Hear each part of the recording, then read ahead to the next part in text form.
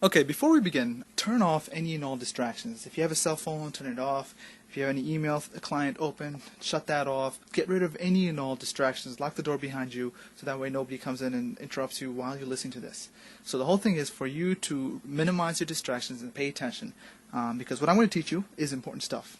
And this very first session is the most important session out of all the sessions that I'm going to be teaching in this course, Secrets of Video Production. What's the purpose of this program? The main goal of this program is basically to equip Muslims with the skills of developing, writing, producing, editing, marketing, and distributing video online and offline for the purposes of spreading the deen or furthering their organization that they're part of, or simply being able to tell your story. Now, other goals I have for this program is synergy. Not only do I want you to learn from me, but I also want to learn from you. We all come with different skills and backgrounds, and we can help benefit one another by learning from each other's experiences, past mistakes, and successes. Uthman ibn Affan radhiyallahu anhu said to take lessons from those who came before you. Let us take from that. The third goal for this program is for me to continue to further develop a mastermind group whom I will continuously interact with in the future. And the whole process, the whole purpose of a mastermind group is to build together a strong group of like-minded people. People in the history of Islam have had this. Imam Abu Hanifa was well known for this, and a lot of the fiqh that came out was because of the mastermind group that he had, and he would discuss things and they would discuss and talk, and a lot of great things would come out of that. Now the whole purpose of this is for us to build a mastermind group for the betterment of Islam, for Muslims and ourselves. How will this benefit you? As Muslims living in the West, we're always stuck with the challenge of clearing misconceptions, especially when it comes to the subject of Islam. Now the thing is, the media, they've done a wonderful job of smearing Islam's name. And they've thrown so many different lies out there. The fact that we have a medium of communication available to us in which we can talk with people and we can relay messages, it's very important for us to be able to learn this form of communication and get it out there. What I'm going to teach you, if you take it and you apply it, you'll be able to do just that. Now, here's the thing. Everyone has a story to tell. I mean, we do it all the time when we speak with our friends. Hey, I did this weekend. Check this out. You know, I experienced this. I experienced that. This is what happened with me. Everybody has to say, wants to say something. Now, the thing is, what I'm going to tell you here will equip you to be able to get your message across and tell your story to the entire world, whether it's for your own benefit or for the benefit of what you believe in, or for the benefit of the organization that you are a part of. Now, how does this benefit you and your deen? As I said before, Islam's name is being smeared in the media, and Allah subhanahu wa ta'ala has already promised us victory. The question is, what part of that victory will you have in it? What I'm going to be teaching you is to learn the means of communication to deliver this message of La ilaha illallah. Okay? Now, it's a skill, and you have to use it wisely. Meaning, if you put out the wrong message, that can count against you in this world and in the hereafter. But at the same time, you put forth a good message, then that will carry on for you in this world and in the hereafter. So it's very important that you learn the skill and at the same time use it wisely. Now, how will it help you in your work and education? Well, the whole aspect is to better influence your target audience. You may be struggling to get the word out about your organization or your company that you work for. And inshallah, with this, you will grow. It's worked with organizations that I've worked with, and inshallah, it'll prove to be just as valuable for your own.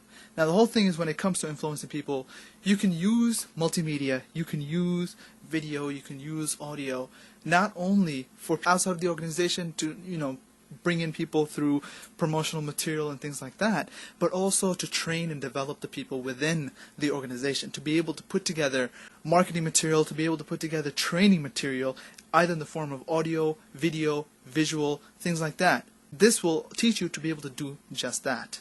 Now, what is the program process? The webinars and classes, the way they're going to be taught is that there's going to be 5 sessions, 5 live sessions, each about an hour long with Q&A. Now, each of these sessions, after the session goes live, about a day or two afterwards, it's going to be put online if you're registered for this program to view it anytime that you want. Now, if you cannot make the live sessions, that's fine too. You'll be able to get it later, but that's only if you're registered. This one session, this I'm doing right now, is going to be free for everyone to log into and check out. what's the objective, and how will I evaluate you. In each session, I'll be letting you know everything you need to know to do the assignments, and will equip you with the necessary tools to carry them out. Your evaluation will be based upon how well you apply what I teach you and how fast you execute on the action items. Now, the whole aspect is knowledge. I lay it out to you. I give you the tools. I give you the assignments, and you execute with action. The outline. Now, before I get into the outline of the course, I want to lay out some terminology. And this terminology is used in the real world. Words like development, pre-production. This is the name given to the stage in which you are planning your production, you're planning your message, you're structuring it. Afterwards, we get into the production stage, in which you actually carry out and bring your materials together. In post-production is where you assemble everything, and in marketing and distribution is where you propagate what you have to get it out there and for it to get seen or heard. The first stage is the development, writing, and pre-production. Now, in this section, I'll be basically talking about how to choose your topic, how to structure it so that people can pay attention for the maximum amount of time, what are the 3 acts in any video message, the specific elements of every act, and how to target your audience in an effective manner, and how to write so that you can easily get to your audience. The next session after that is going to be on the topic of production. How to determine what mode of communication you're going to use for your video, the different video standards such as the North American Video Standard, also known as NTSC, as well as the PAL, which it's in Europe and actually Japan and America use NTSC. Everywhere else they use PAL. Also, hardware and software tools to capture all sorts of media. I'm going to be covering video cameras, web cameras, microphones, screen capture software, things of that sort. As well as, tools, lenses, media, tapes, capture formats, file format. And one of the very important things about any production is organizing what you get. Being able to label things. What is the source? What's going to be assembled? What's the rough? What's the master? What's going to be distributed? And understand that some of these phases, they actually overlap with each other. Production and post-production, and sometimes even the development may even go together at times. For the purposes of educating you, I'm dividing these sections into 4 sections so that you can better understand and grasp the concepts. Post-production. Putting all your elements together. That's what post-production is all about. The whole aspect of editing. And I'm going to be teaching you guys the 7 phases of editing. First being just putting your story together, inserting the graphics, putting in the titles, putting in the audio, making the visual aspect smooth. After that, cleaning up the audio and making it, as they say, sweet, and editing the master. That's the copy. The master is what you give out and what you show people. The post-production continues with basically different types of software for editing, recommended sources for animation, graphics, effects, as well as some of the best practices that they use in being able to select fonts properly. You see a lot of videos that are out there, and they have a horrible setting of fonts. They don't throw in the titles correctly, and the whole aspect of balancing your audio, interlacing, deinterlacing. I'm going to be just going into detail as to what these things are. The last aspect is the marketing and distribution, and the whole purpose of this aspect is basically getting what you have out there. And there are some things that you need to do before you can get your video out there. You need to prepare your video and put it in a format that's understandable by the systems that are out there, systems like YouTube, Blip TV, and things like that. You need to understand the data rates, the frame rates, the audio, and how to repurpose your video that you have for the internet. And if it gets selected to be put on live television, on TV or satellite, how you can repurpose your video for it to be put on there. And then definitely the most important aspect is for you to get your video seen. And I'll be discussing certain social media strategies to get your video seen on YouTube, StumbleUpon, Blip TV, Facebook, WordPress, MySpace. And also in the future, what I'm going to be doing is I'm going to be conducting an entire course on the whole aspect of social media marketing and the trends that are happening within it. But that's a discussion for another time. The important question is, why am I qualified to teach this? To start off, I'm a student of business and marketing at Montclair State University, and I've taken plenty of classes that center around the area of business and film marketing. So I'll be relaying you what I've learned in that Also, at the same time, I am a member of Stompernet, which is the internet's most elite institution on social media marketing, and it's a community of business owners and internet marketers that come together and share ideas, help and benefit one another. So I'm part of that community, and I've learned from them, and the whole thing is I'm going to relay some of that information to you. I've also spent nearly 6 months working at a marketing firm, and no, I did not sell lemonade. So I thought it was kind of cute, so I put it in there. I spent nearly 6 months working at a marketing firm where I was the manager of the art department, and my job was basically to make sure that production for graphic works and commercials was completed for clients. So I have that experience. I'll be bringing some of that into this. Also, I have my own production company that I've been operating for almost 2 years called Leechon Films. If you want to check it out, just go ahead, check out that website, leechon.com. And you'll see some of the work that I've done for clients, and just check out the project archives, and you'll see the kind of work that I have been able to do. And also at the same time, I've read and applied knowledge from nearly 30 books on the subject of film and marketing, some of which I will recommend to you in these sessions that are to come. At the same time, some of the work that I have done has been featured at national conferences and satellite television. Some of the work that I did for Al-Maghrib has been put on Islam Channel in the UK. So if you're from the UK and you haven't seen it, well, start watching Islam Channel. You'll see some of my work there. And the most important aspect is the knowledge I'm going to teach you, I've applied it and it works. I've gotten results from it, and you'll be getting results from it too. You just got to apply it and act on the action items and do the assignments. So just to recap as to what we've covered so far. This knowledge will help you tell your story and further your organization or company, its reach, or to build people from within. Or at the same time, if you want, you can help it to further the Deen of Islam. The goal is to equip you and to teach you, and also for me to learn from you and to build the mastermind. The message mastery, you got to understand, is a complete system. Meaning, when you log in, you'll have access to the courses that have happened. You'll be able to watch the videos anytime in the future. There's going to be a community of people where you can interact with forums, ask questions. I'm there. I'll be answering questions. I'll be asking questions. And basically for it to be an entire complete experience. The whole thing is, in this course itself, this particular course, you'll be learning how to develop, write, produce, edit, market, and distribute your message. Continuing with the session, in this part, we are going to begin with the whole development process. Development and pre-production is the first part of the video production process. It is the most important part of the process. And the question is, why? I'm going to give you some examples in situations where people who made videos online, they had low production quality, but at the same time their message and the structure of it was extremely well done. Hi. I'm not a terrorist or a date merchant. I don't live in a tent or keep my wife zipped up in it all day. And for the record, I knew who she was before I married her too. I have more than just white robes and sandals in my closet, and I've never actually rode a camel before. Ever. Even though I'm sure they're great animals and all. I do know someone named Ahmed, but it's not the guy from your economics class, so stop asking. Falafel actually is not my favorite type of food. I don't know how to even tie a turban, and I've never worked at a gas station or driven a taxi cab. And I don't think you're an infidel either. I believe in peace. I believe in people of all different religions and beliefs living together in harmony like the early Islamic, Arab, Ottoman, and Spanish empires. And trust me, I would go back to my own country, but I'm already in it. Muslims were the people who created some of the world's most beautiful architecture. We invented algebra, calligraphy, astronomy, geometry, and the modern numerical system. Not the Greeks, but Muslims. And you know what? It's pronounced Islam. Not Islam, but Islam.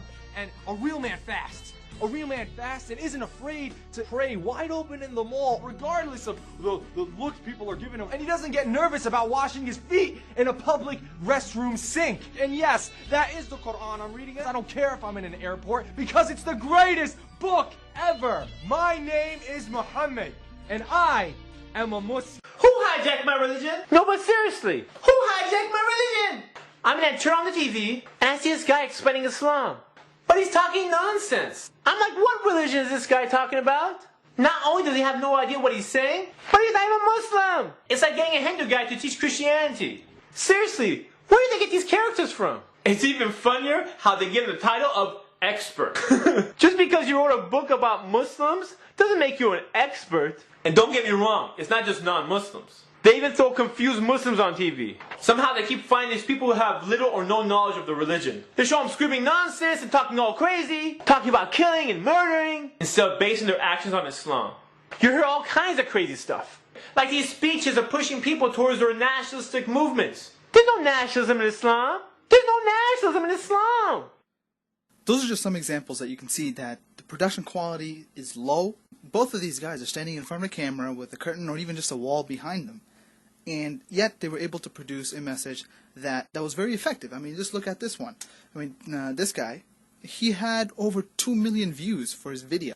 I mean, although he didn't have any slick production values, it would have added to the video, but in itself would not make up for the fact that the video had a message. The bottom line, from these examples that I showed you, if you have the skills to create slick videos and you don't have the knowledge to structure the message, your video will be worthless. Period. In the next part of this session, I'm going to be going over 3 critical elements of making an effective video. The first of those elements is the message mindset. Whom are you talking to? The next critical element is the message voice. How are you talking to them? And the third is the message structure. How your information should be delivered. Continuing this session, we're going to go over the first of the 3 critical elements. And that critical element is the message mindset. Whom are you talking to? Just a couple of facts. Most people plan their message incorrectly, and many create video like it's a TV show as if they're going to get it distributed on television. The fact is, television audience is too broad. That's not how web video works. And you gotta think about what it is that you're going to be distributing your video on. If you're going to make video, you gotta understand where it's going to be distributed. Are you going to be distributing it on the internet, on television, just for your company or organization, internally or externally? You have to understand where the video is. Now, if it's for television, it's got to be broad. But if it's for the internet, it has to be a narrow audience. The reason is because there's a lot of people on the internet. Now, the whole thing is, if you make a video for the internet and you are trying to copy the television format, you will most likely fail. Now, if you're going to create video for the internet, you have to understand that it has to be in accordance to basic human instinct, and that is the need for human social interaction. The internet is made up of groups of tribes scattered around the world, and we call this the tribes effect. What is the tribes effect? Tribes are basically organizations of like-minded people that are brought together via different forms of web-based communication. Now, you gotta understand, social networking sites represent the current and probably the future home of tribes. Social networks such as Bebo, Orkut, Facebook. I mean, if you go on there, you'll find that there's different groups and people who interact with a certain mindset. And even Facebook, you go on there, you'll find different groups, political groups, religious groups, interest-based or entertainment groups, cause-related groups. And these are people who have a certain mindset, have a certain idea. They congregate in these different social networks. That's what tribes are. They're basically these different groups scattered throughout the internet.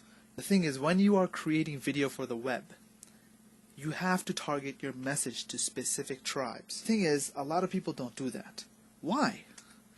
And I'll tell you why. A lot of people, when they create their videos, they say that many tactics on the internet are just an extension of the marketing tactics that are in the real world. And I'll give you an example of how certain people think. They think that search engines are like phone books. They think that banner ads are like billboards or magazine ads. They think that email marketing is like direct mail, but just done electronically.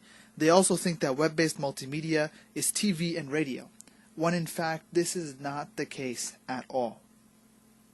If you have that sort of understanding, you will fail in the long term, because that thinking doesn't fulfill the needs of the tribe in the long term. What is the purpose of a tribe? You gotta understand, a tribe is basically a group of like-minded individuals that come together to share resources. Now, what are those resources?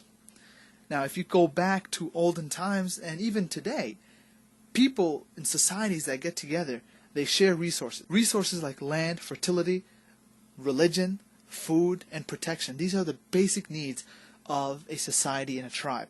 Now the thing is, online is different. The tribes are not there to share these things, but rather they're there to share ideas. Now the question is, what sort of ideas? Tribes, they get together to share resources of ideas on things such as opinions, attitudes, information, suspicion, encouragement, fear, and love. Now if you think about it, just some of those, how many different opinion-based websites and blogs and forums are there? Millions. Many out there. I mean, even news sites, many of them act like opinion websites.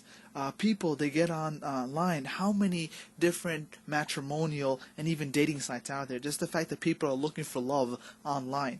People, they get online, they're looking for encouragement in the form of videos, in the form of community, basically for them to do the things that they want to do. Also information. Now you can think about how many people are coming online to learn, how many people are coming online to communicate and pass on knowledge. Just like here in Message Mastery, you're coming online and you're getting this information. Now these are different things that people love to share ideas online, and there are different tribes that are focused towards these certain ideas.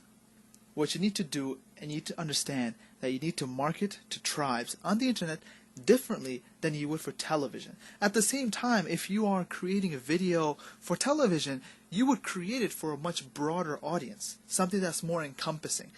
Similarly, if you're making a video for your organization, if you're going to try to make like a training video, then you would cater it for your organization. In itself works as a tribe, and they have certain opinions, they have certain attitudes, and you would follow that. One thing you got to understand and be aware is the fact that tribes, they don't like people from the outside. Now I'll give you a simple example. If you go on a simple Facebook group, or if you go on a online forum that is focused around, let's say, Macintosh computers or MacBooks, laptops, and you go on there and you start talking about Windows and PC, they will not like that. They will most likely attack you. At the same time, if you're not familiar to that tribe, or if that tribe is not familiar to you, they will be most likely suspicious of the types of topics that you start, especially if they're outside of their culture, if it's outside of their mandate. And you got to understand that tribes are mini mind-share colonies. People get together to basically share ideas, share thoughts, opinions, and things of those sort. And if you go against those very things that the tribe has come together for, they are going to become what are known as mini mobs, and they will attack you, and they will act like a mass mind mentality where a group of people just think in a certain way, and if you don't think their way, then they're going to get rid of you, which is true. That's how different little groups work. I mean, they work in a similar way, they think in a similar way. That's why they got together on the internet. You got to understand that the internet is like a vast open anarchy, and these tribes form to bring forth a little bit of control, especially in the areas of their own interests. And so just keep that in mind when you're creating videos. You got to keep it in mind as to where you are targeting it. If you're making videos for television, then make it a broad appeal. If you're making it for the internet, you have to target specific tribe, specific groups of people. If you're making a video for your organization, something that would be used internally, then you basically target. We're going to move on to the second of the three critical elements of making an effective video. And this second critical element is called the message voice. How are you talking to them? You have to understand, every word of your video has to count when you market to a tribe. The truth is, people don't have a lot of time. People these days are very impatient, and the attention span of individuals is ever decreasing.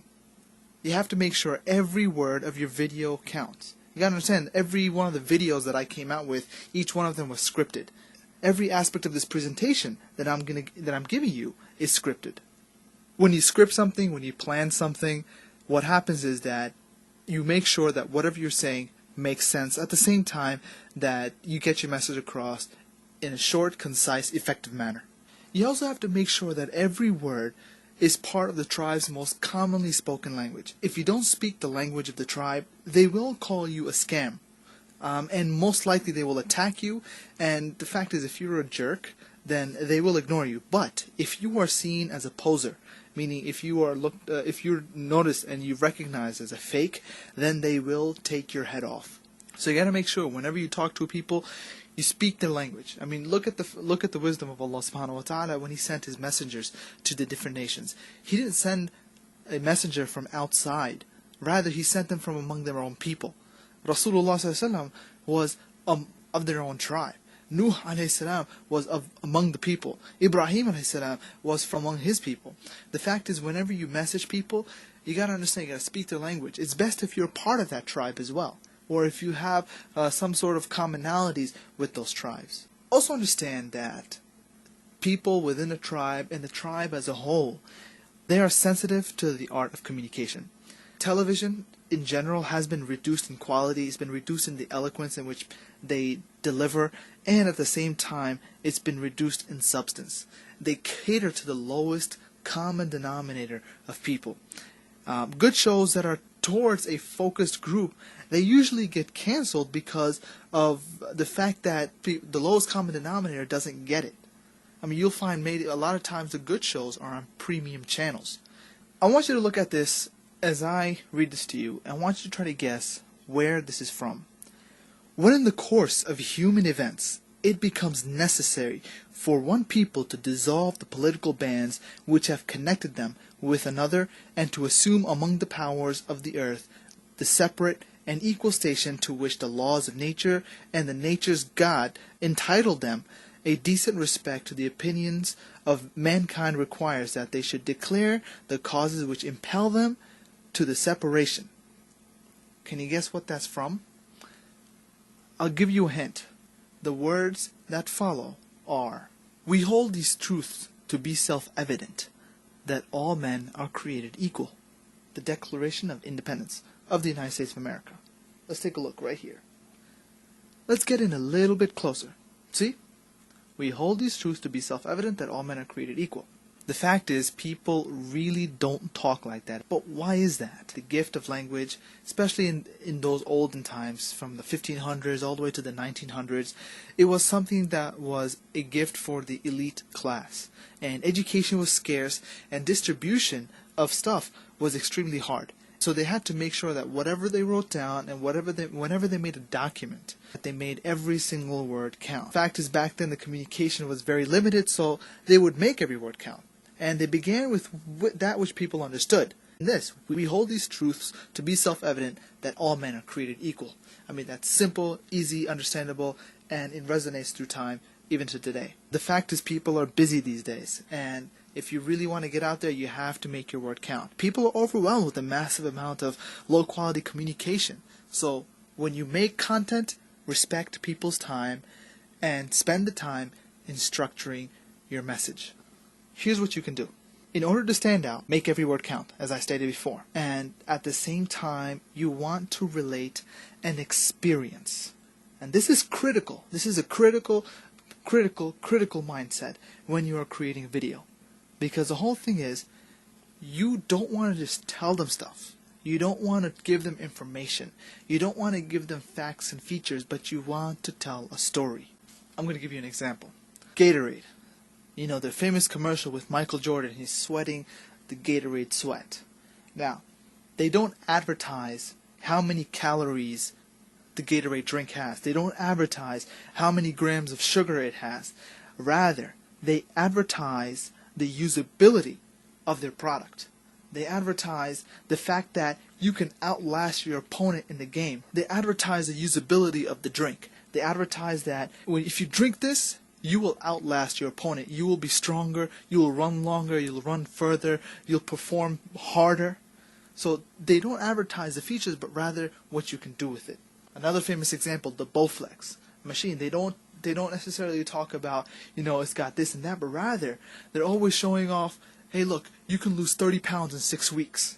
Okay, and you'll see this with a lot of other different supplements that they advertise in terms of the health industry. I mean, you'll lose so much weight in this amount of time. At the same time, you'll look great, you'll feel energetic, you'll be happy. And they're relating an experience, and then I'll bring in all these different people that talking about how they felt before they used the product and how they felt after they used the product. Before I was sad, I was slow, I was unfit, and now that I, lost all this weight, I'm so energetic, I'm in the best shape of my life, yada, yada, yada. And they basically relaying that experience, they're telling their story. And that's something critical that you need to keep in mind when you are making your video. And again, it's not about the product or the organization or what you believe in. When you're developing your message together, write down the experience. Write down what you do. Write down how it is that you use it. Let's say if you're part of an organization, okay, and your organization, they have a certain goal and that they do certain things, talk about the experience in doing that. Take them into the future. If they do it, this is how they're going to feel. This is how their life is going to be better. Okay? At the same time, if you want to do da'wah, you want to talk to people about, think about how Allah subhanahu wa ta'ala teaches people through the Quran. Allah subhanahu wa ta'ala is taking the people into the future. What happens to people who take a certain path and they disobey Allah subhanahu wa ta'ala, where they end up, what it is that they experience. Okay? When Rasulullah sallallahu alaihi wasallam, when he went on Isra wal Miraj, it was an experience that he had. Allah subhanahu wa ta'ala showed it to him. And when Rasulullah sallallahu alaihi wasallam came back, he would relay that experience. He wouldn't give the tidbit facts here, but he would tell a story as to what had happened. He would relay the stories of the messengers and the prophets and those that came before them as to what it is that you have to do to attain the mercy of Allah subhanahu wa ta'ala to enter into Jannah. Don't try to sell to a tribe or to a group of people features and things like that. Relate to them a story. Relate to them an experience. What's really important, the way you communicate, how you personally or you as an organization interact with a certain product or the belief that you hold or the work that you guys do. Basically, when you relay that information, you give yourself street credibility. And it becomes more believable. So bottom line is, you need to tell about the experience. You need to tell a story. In this session, we're going to cover the third of the 3 elements for creating an effective video. The message structure. How your information should be delivered. Several months ago, I had the opportunity to meet with Mike Uslan, the executive producer of all the Batman movies.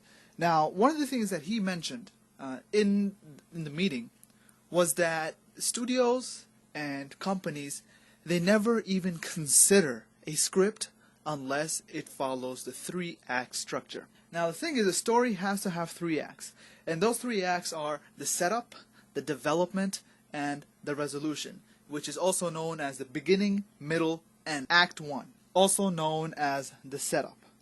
Now the whole thing is, the purpose of the setup is to tell us all the vital information we need to get the story started. And it answers questions like, why the viewer is here? What's in it for them? What is the story about? Who are the main characters? What is the setting? Where are we? What type of story is it? Is it a comedy, a drama, a tragedy? What type of story it is? The setup answers all of these questions. Every story has to have characters. In the 3-act setup, there should at least be 2 characters or concepts. The antagonist, the bad guy or the problem, and the protagonist, the good guy or the solution. Act 1, it's designed to give us a clue about the direction in which the story is going to go. And the best way that you can do that is to begin with an image. You gotta understand that the eye is much quicker at grasping details than the ear. So it's better to show them, to answer the questions about the setup, than it is to tell them. So you want to begin with an image, a feeling, a sense of where we are, a sense of pacing, a sense of style of the story and the video. Tell as much as you can with this image. Try to get this audience into the mood of the video. If possible, create a metaphor for the film. Tell us something about the theme through the pictures that come up, whether it be through the scenery or the character or the expression or whatever it is. Start with an image to get the story going. You'll notice a lot of the movies that come out, they always open up with something that really sets the mood and the pacing for the film. One of my favorite openings is the opening for the movie The Kingdom. Let me show you right here.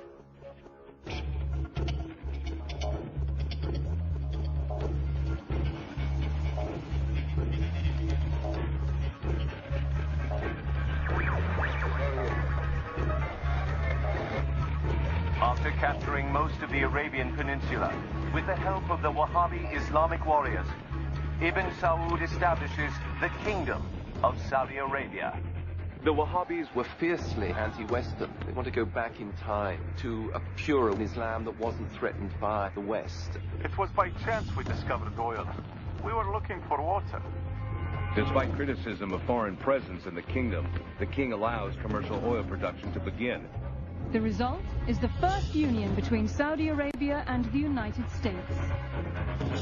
To accommodate the workforce, the first Western housing compounds are created. The strict Islamic laws enforced outside of these walls do not apply inside.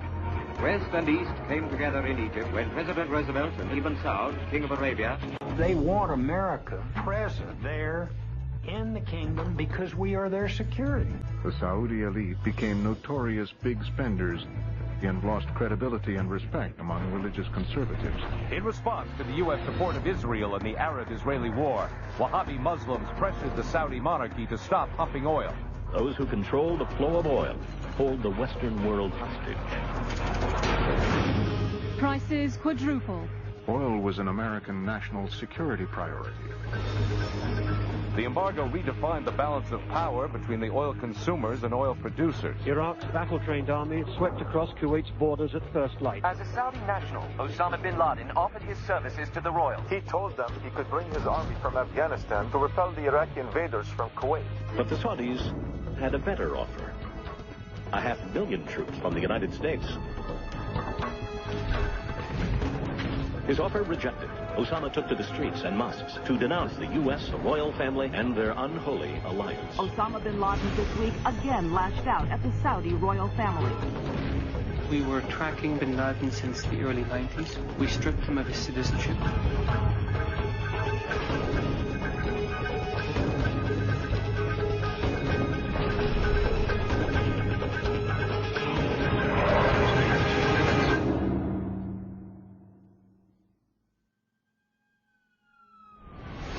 When it became clear that 15 of the 19 were Saudis, that was a disaster, a total disaster, because bin Laden at that moment had made in the minds of Americans Saudi Arabia into an enemy. We are with you to get to the perpetrators of this cowardly attack. How dare they say they are Muslim? This is a nation where tradition and modernity are in violent collision. Al-Qaeda supporters have been behind the bombing. The team of FBI agents prepared to investigate the attack in Saudi Arabia. The latest terrorist attacks showcase the great division between the pro-U.S. monarchy and the extremist Wahhabi militants within the kingdom. That right there is beginning with an image. Actually, it's beginning with a lot of images. And what they did in the kingdom is actually very complex. But the fact is that they were trying to get a result as to really set forth a feeling and a sense of where they are, a sense of style for the movie, and at the same time put forth a mood that they want the viewer to get into. So similarly, the whole thing is when you want to start, I mean, you don't have to do something very complex like the kingdom.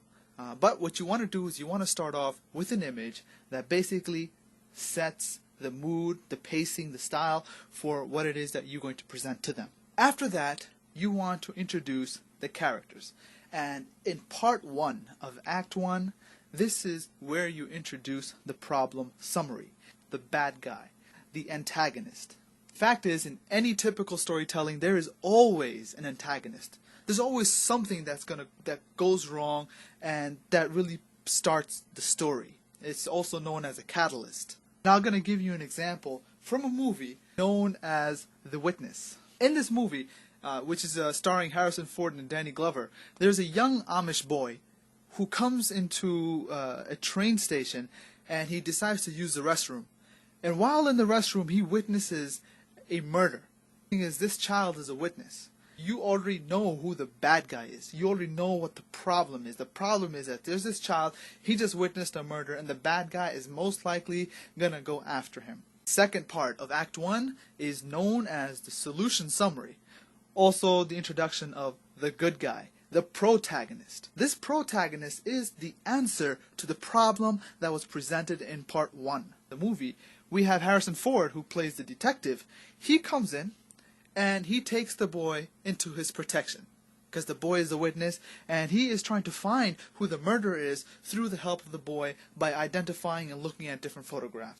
Part 3 of Act 1 is what you call the example summary.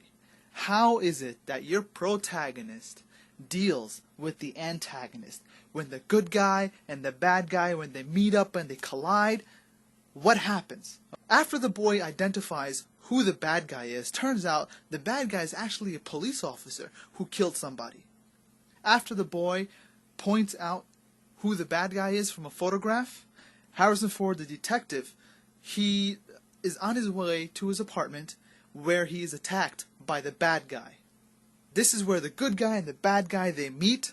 There's a shootout and the bad guy gets away, but the good guy, he gets shot. So that was what happened in the collision of the problem and the solution. That basically ends Act 1.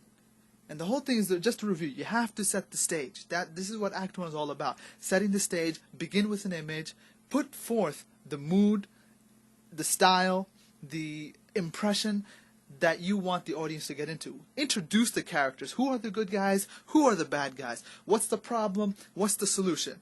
And then cause conflict. When the problem, solution, good guy, bad guy, when they get together, what happens? And that is what comes up. Afterwards, we move on to Act 2. By the beginning of Act 2, which is the end of Act 1, the viewer understands all the characters and the obstacles it has to consider. And now you want to see the result of what happened when the characters came together, when the good guy collided with the bad guy, when the problem came on to the solution. What was the result? And that's what you find in the next part, Part 4, applying the solution to the problem. Good guy gets shot by the bad guy. Okay, that was the outcome of the solution. So what does the good guy do? In the movie The Witness, Harrison Ford, he takes the Amish boy to protect it and his mother back to the Amish farm, where he's going to hide. Now, also, during this time, you may also want to introduce some mini problems and address them with solutions. This sort of is like bringing in subplots, sub-stories, to make the depth of the video or the story that you're telling deeper. And I'll give you an example. In the movie Back to the Future, Marty McFly, in Act 1, what happened was, you see Marty, who he is. He's a student, he skateboards, he's friends with this Doc, who's a scientist, and he has stolen some plutonium, and there's this time machine, and these people attack them, and Marty McFly, he gets in this time machine, and he goes into the past. Now, that was the end of Act 1. In Act 2, Marty McFly, he's trying to figure out a way to get back to the future. In the process, he meets his dad, and he sees his dad, he jumps off of a tree, and there's a car coming, and he pushes his dad away. And in the process, he himself gets hit by the car. And later, Marty McFly realizes that his dad needed to get hit by the car so he can meet his mom. And so now he has a problem that he needs to save himself, make sure that he exists in the future so that he can be alive. And to do that, he needs to make sure his mom and his dad meet up. That's an example of a sub-problem that happens in the movie.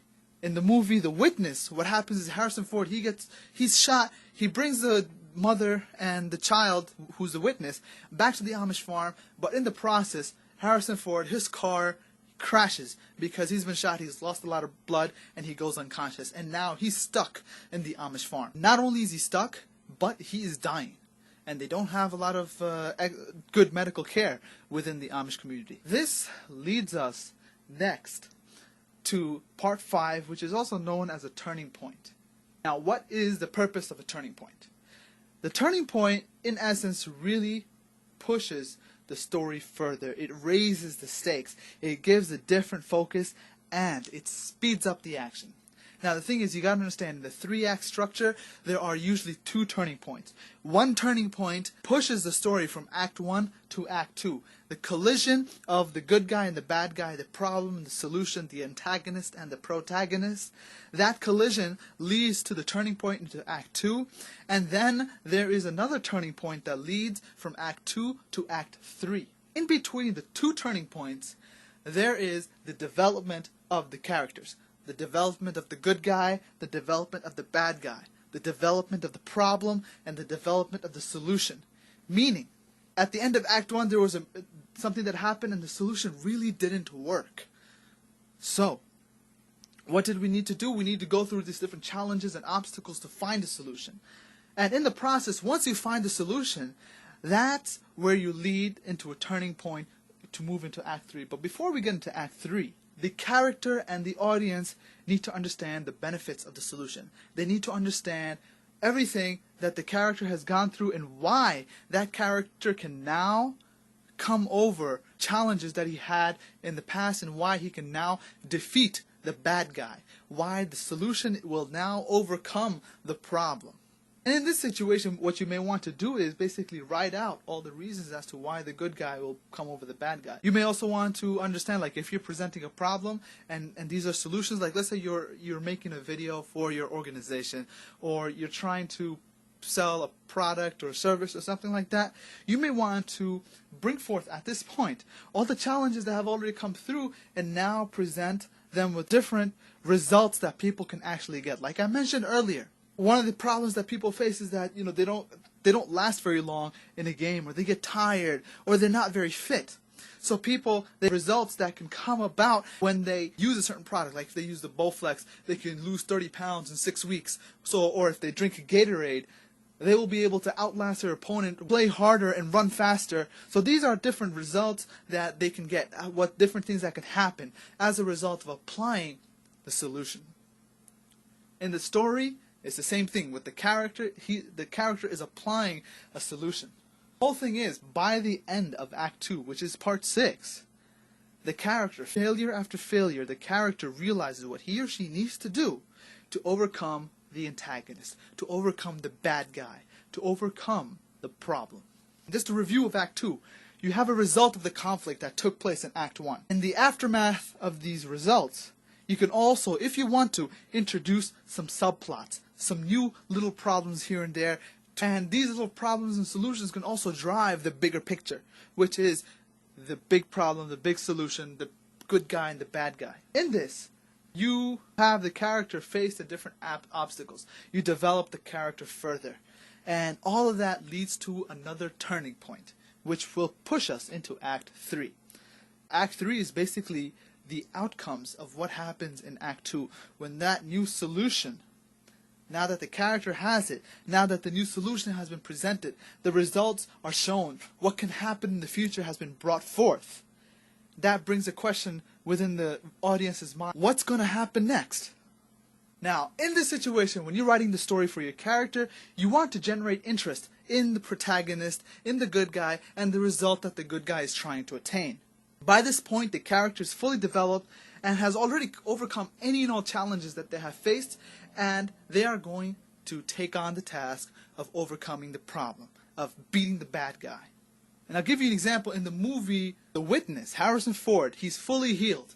He's overcome all fears of coming forth because he knows that the bad guys are within his own police department, are corrupt cops. They've killed his friend. Now he knows that he needs to come forth before they start hurting other people, before they hurt him, before they hurt the Amish people. So he decides to take a stand.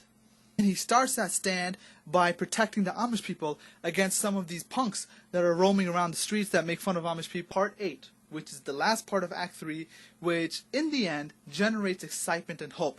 The good guy beat the bad guy. Now the good guy has the ability and has overcome his fears, and now he can look toward in the future to a happily ever after type of ending. At the end of Lord of the Rings, you had Aragorn, he's crowned king, and now they can look towards a better future. In movies, this is what usually happens. In a story, what happens is now that the character has overcome the issues and they can look forward to hope. And remember, you got to understand, hope is very important to relay to the viewers, because in the end, whenever you are advertising something, whenever you're advising people, whenever you're telling a story, you are selling hope.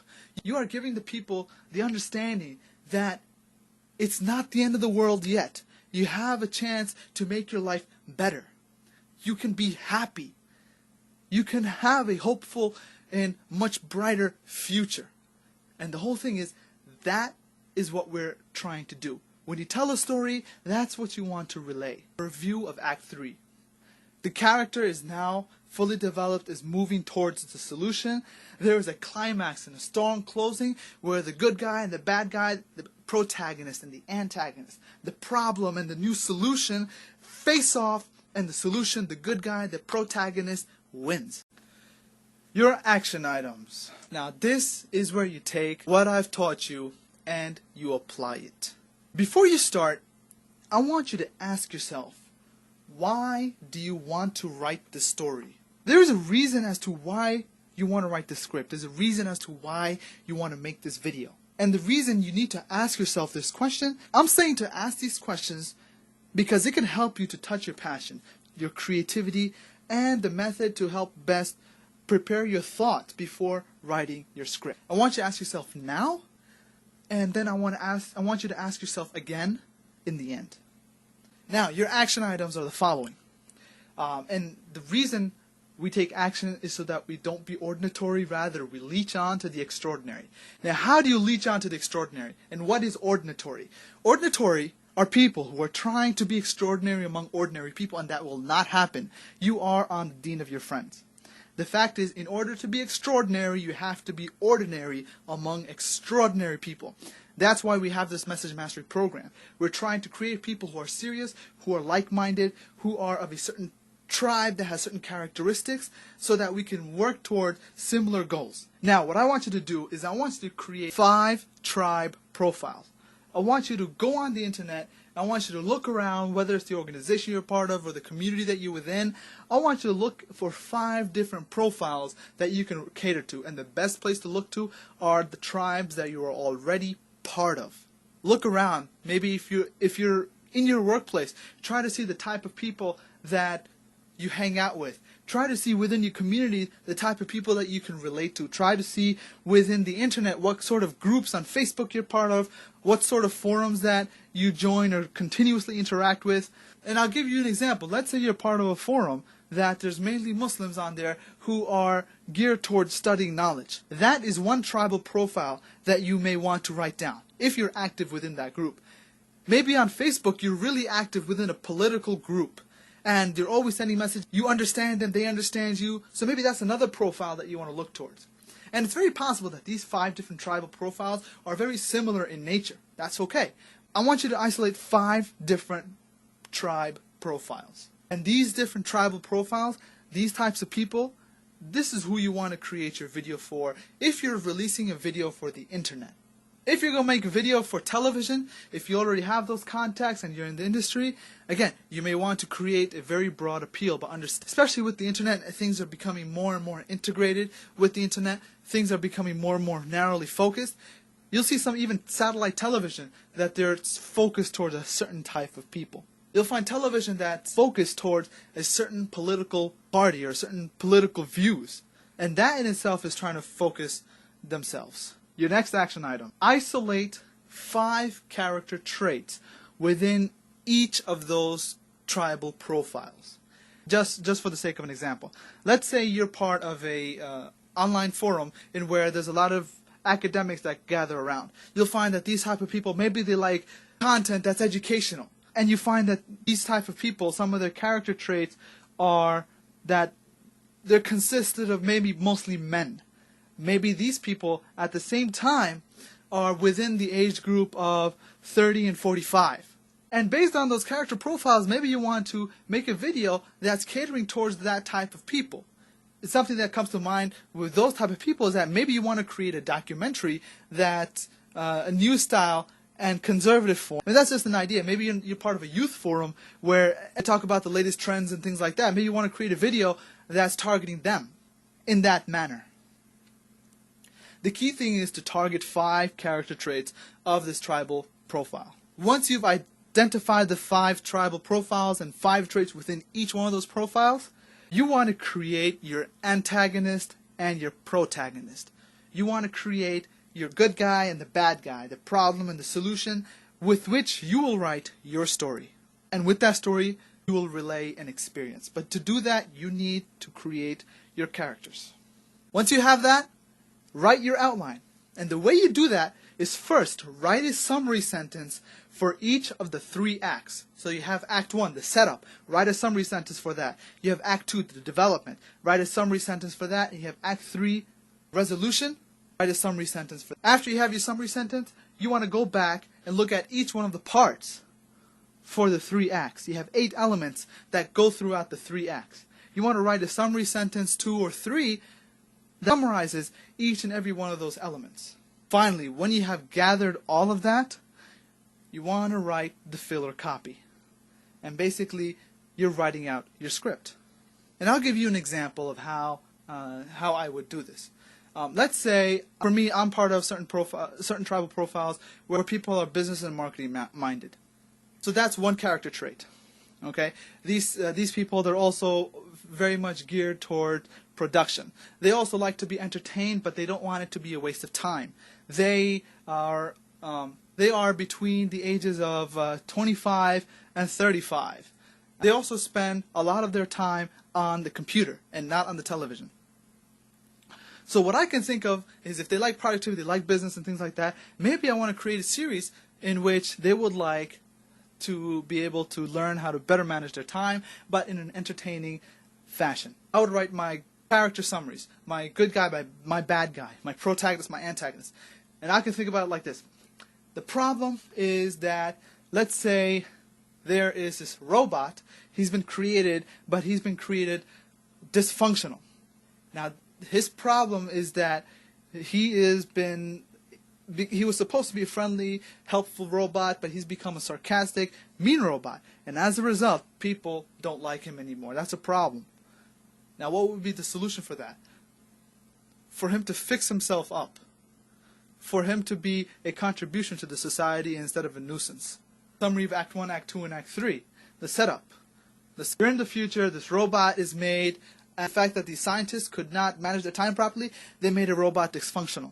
And so now the robot, because he's dysfunctional and he's a menace to society, and he's mean, but at the same time he wants to be accepted, there's a warrant to arrest this robot and to put it out of commission. So now we have a problem and the robot needs to get away, so he needs to find a solution, and the solution is to run. So he runs, and next thing you know, like, we move into Act 2. Solution summary for Act 2. Robot, he's running, he's falling apart, he's hurting people.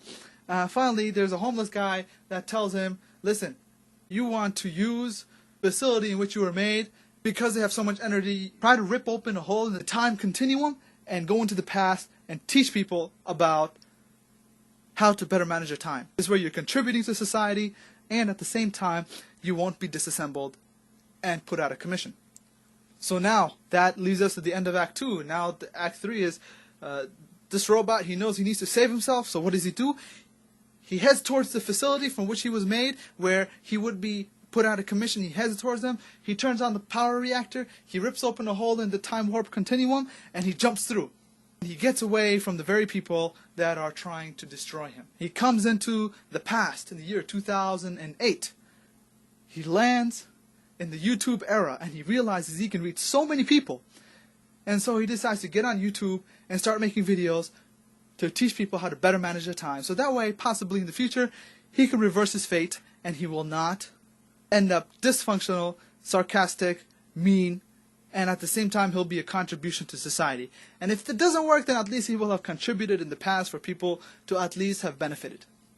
And that is the hope. The hope that he can actually be a contribution to society, he can be happy doing what he does, and other people can take from him. So that's my summary of Act 1, 2, and 3. And you can go into more detail to summarizing each and every one of the different parts. Now, I'm going to give you some screenwriting tips. Basically, simple advice to help you carry you forward.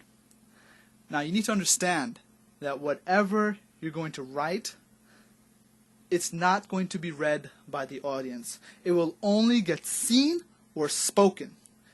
So write it in a manner that it could be visually seen or it could be heard through the ears. And remember, when you write your filler copy, it must be able to stand alone without anything on screen. So if somebody were to read it, it should relay the visuals, it should relay the things that people would see.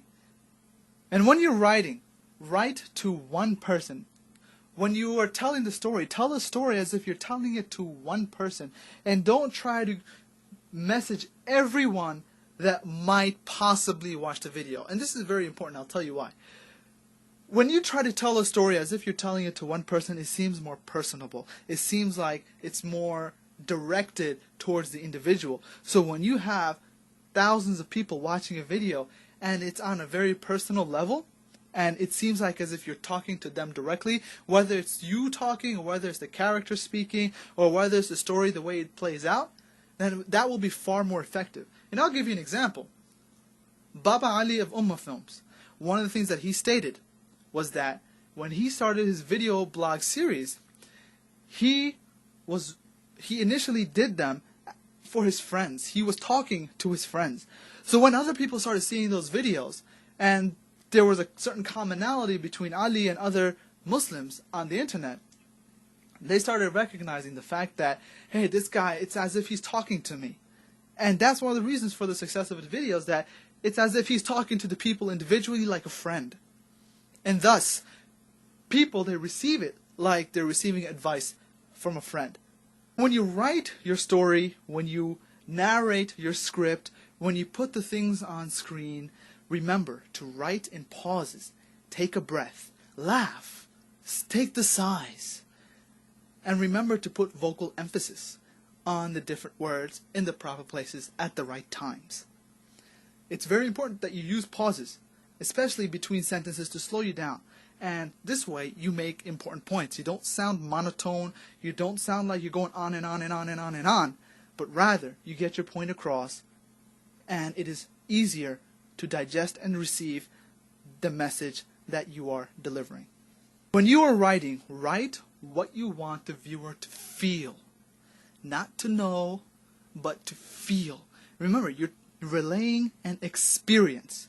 And when you relay an experience, you are relaying what it feels like to be fit, what it feels like to have unlimited amount of energy, what it feels like to beat your opponent and run faster than them and to live happy and things like that. You want to relay the feeling. Now, when you write, you want to write with visuals. But before you can even touch upon the visual aspect, you need to finish your outline first. Don't even think about getting to visual aspect if you haven't even done the outline. Once you have completed the outline, describe one perfect visual element that would help to get your point across. Something that would set the mood and the style of the film. And this is a safety check. Ask yourself, would your viewer understand what your visual meant if there was no voiceover or narration or sound effects added with that? And at the same time, would your viewer understand what your voiceover meant if there was no image? If you can answer yes to both questions, those are the right images and those are the right sounds that you want to relay. And remember, anything outside of the voiceover and the image is just there to enhance the story. So if you're going to add in sound effects, do you want to make sure that the sound effects, they add to the story, they enhance the story, they enhance the visuals and the sound as opposed to taking or distracting away from it. Similarly, when you add visuals, you want to make sure that the visuals and the special effects and things like that, they're adding to the story, they're adding to the delivery of the message and not distracting or taking away from it.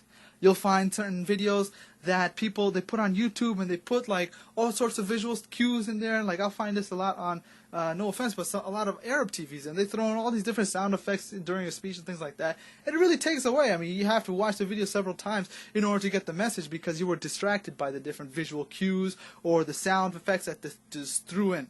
The thing is, again, I'm going to say this again. Can the viewer, the audience, when they see what's being shown, and you don't have any voiceover and you don't have any sound effects, does your message come across? At the same time, if there was no sound effects, if there was no images either, but there was simply a voiceover, does the message come across as you want it to be? If it does, then those are the right images and that's the right voiceover with the right words that you want to use.